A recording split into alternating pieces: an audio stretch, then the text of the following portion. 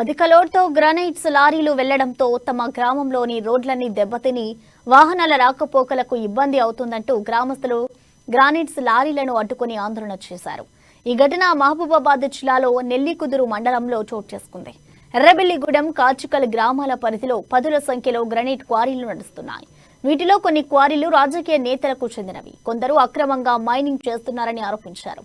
అధిక లోడ్తో గ్రామాల్లోని రోడ్ల మీద నుండి గ్రానైట్ తరలించడంతో రోడ్లు దెబ్బతింటున్నాయని తెలిపారు. అధికారులకు ఎన్నిసార్లు మొరపెట్టుకున్నా పట్టించుకోవడం లేదని ఆగ్రహం వ్యక్తం చేశారు.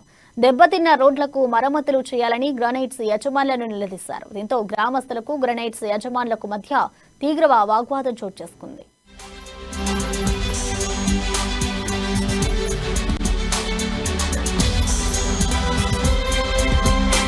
కాచికల్ విలేజ్లో గ్రానైట్ పక్క ఎర్రబెల్లిగూడ నుంచి గ్రానైట్స్ బండ్లు ఒక్కొక్కటి ఓవర్లోడ్ 70 టన్నులు 80 టన్నుల దాకా తీసుకెళ్తున్నారు. కెపాసిటీ ఓవర్ అయ్యి మొత్తం డ్యామేజ్ అయ్యి మొన్న బండి మీద పోయి ఒక ఆయన అడ్డం పడ్డాడు. వెక్కిరిగింది ఒక ఆయన మొన్న తలబాగి పోయింది. ఎవరితో అని చెప్పినా మేనేజ్మెంట్ పట్టించుకోవట్లేదు.